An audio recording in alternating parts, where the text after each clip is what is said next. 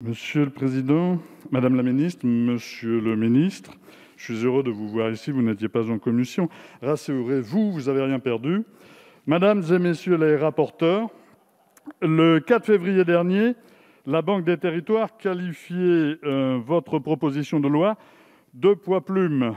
Je partage leur avis. Selon moi, ce texte ne mérite pas son titre puisqu'il ne permet en rien de démocratiser le sport en France. En 2017, le candidat à l'élection présidentielle, Emmanuel Macron, promettait « Nous nous battrons pour permettre à tous de pratiquer une activité sportive ». Ni le bilan de la majorité depuis presque 4 ans, ni ce texte sont à la hauteur des ambitions d'alors et des attentes du secteur sportif. Il n'y a rien de Jean-Zé dans votre proposition de loi, monsieur le ministre. Aucun moyen supplémentaire financier, structurel et humain ne sont réellement envisagés. Vous ne prévoyez aucune construction d'équipements sportifs permettant une plus grande égalité territoriale. Cela, Jean-Zé le préconisait. Je crains que ce texte ne soit une incantation de plus dans la litanie de vos bonnes intentions.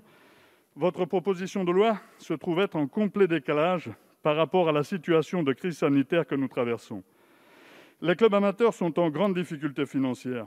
Des pratiquants renoncent au sport faute de moyens pécuniaires. Ils ne peuvent notamment ni renouveler leur licence, ni s'équiper en matériel, ni couvrir les frais liés à leur mobilité. Selon l'Organisation mondiale de la santé, la sédentarité est responsable chaque année dans le monde de 2 millions de décès ainsi que de nombreuses pathologies chroniques. L'inactivité physique tue 10 fois plus que les accidents de la route chaque année. Le confinement et les restrictions des possibilités de pratique sportive appellent des mesures urgentes de développement du sport santé. Ces problématiques font l'objet d'aucun traitement sérieux dans aucun des articles proposés à la discussion. Il est temps de réinterroger le modèle sur lequel est bâtie notre politique sportive. Cette proposition de loi ouvrait la possibilité d'échanger sur le service public du sport, sur l'éducation populaire, le financement du mouvement sportif, la gouvernance des fédérations sportives, le rôle des licenciés et du public dans la prise de décision. En réalité, votre proposition n'appréhende aucun de ces aspects pourtant fondamentaux dans la perspective d'une démocratisation réelle du sport. En commission, nous avons eu de longues discussions sur l'encadrement des droits de retransmission des compétitions sportives. L'affaire Mediapro y est pour quelque chose, mais vous ne semblez pas tirer toutes les conséquences d'un tel fiasco. Les premiers lésés dans cette affaire, ce sont les clubs amateurs, qui ne participent en aucun cas à la décision de redistribution des subsides et, de plus, se voient spoliés d'une manne financière qu'ils avaient parfois provisionnée dans leur budget prévisionnel. J'ai émis l'idée en commission d'une sanctuarisation de cette manne financière que représenterait la taxe Buffet issue des droits de retransmission. Nous pourrions imaginer qu'après la signature d'un contrat dont on connaîtrait le montant exact, on pourrait sauvegarder l'enveloppe dédiée via cette taxe et l'affecter, quoi qu'il en soit, au sport amateur, son destinataire légitime. Vous l'avez rejeté, c'est irrecevable pour vous.